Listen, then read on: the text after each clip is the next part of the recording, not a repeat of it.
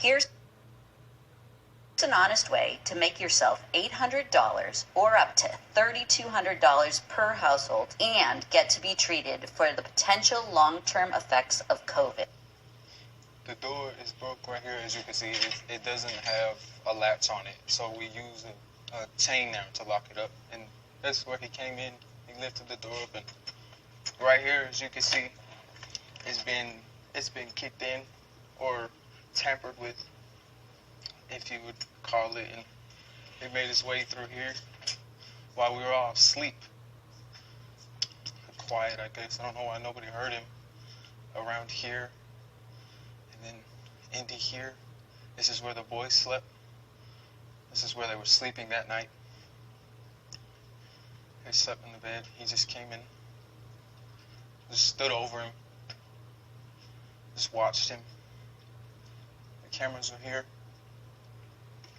directly at the crib, watching.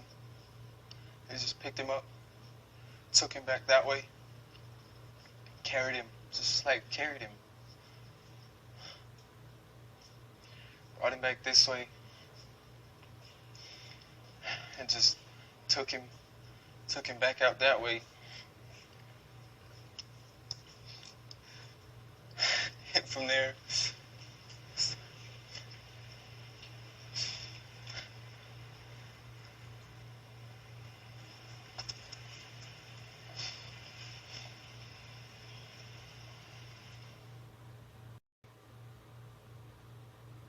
okay, that was Cameron giving us a tour. Now, credit to Leah Bryson, because she has the whole interview of Monica Sherrod's, I believe it was the UK Mail interview. So we're going to check that out. Feel free to hop over and check out the rest of Leah's content.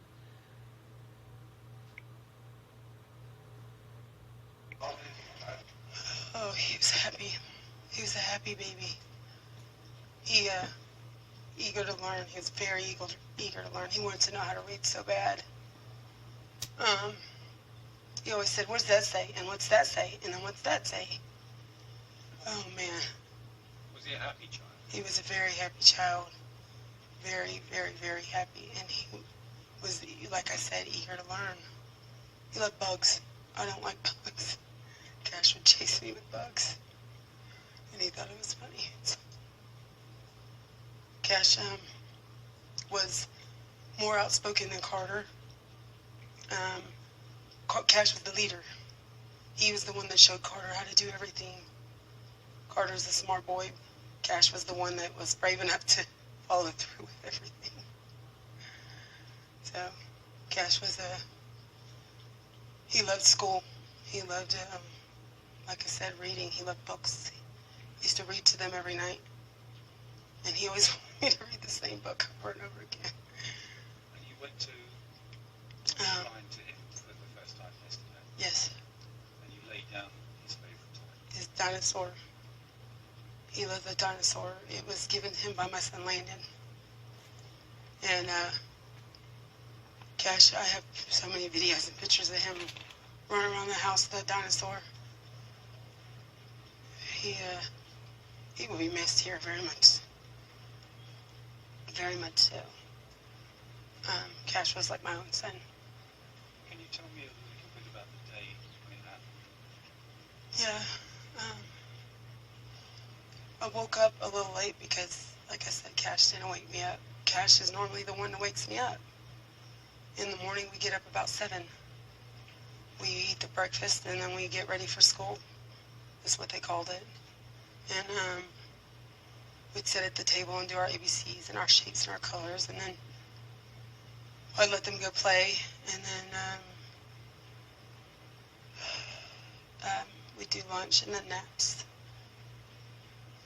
The day that he was missing, I got up late and I thought it was weird. It was kind of like, it's 10 o'clock, you guys, already. You waited late to wake Mommy up, so I figured Cash was still in bed. My son is who walked in the room and said, "Where's Cash at, Carter?" Because they're never separate. They don't separate. And Carter goes, he went outside. He went out front. So we believed Carter, you know what I'm saying? And so my boys started looking for him, and I started screaming, Cash, if you're hiding from Mommy, it's not funny anymore. Come out, it's time for breakfast. He wouldn't answer, so I called 911. Did you look for him around the house? Yes, they went all the way around the block. My boys did. They went all the way up this alleyway. They walked all the way down to the little corner, you know, yelling for Cash. And he wasn't answering, and I knew something was wrong. Something in my mind I knew. So I called 911 and told them I couldn't find Cash.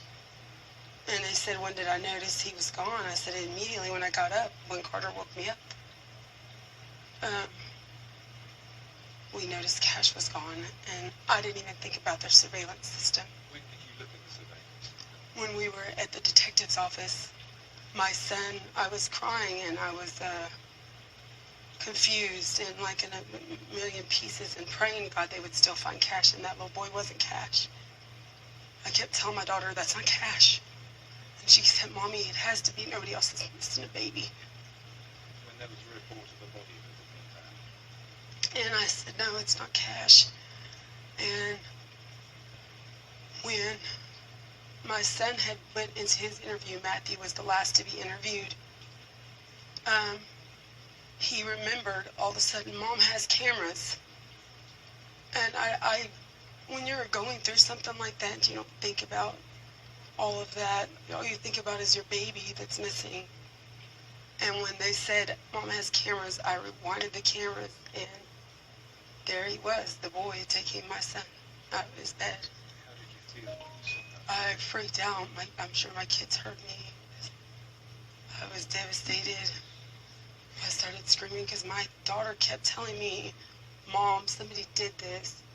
Mom, somebody did this to our baby. And I'm like, no, they didn't. He's going to be found. They're going to find him. And they did. They did do it. They took him. Why would they hurt him? He was 4.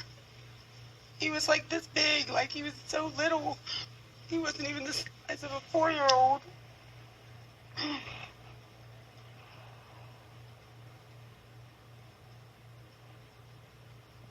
He was so tiny.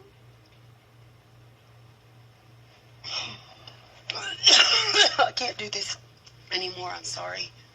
I can't. Can you just tell me where you saw the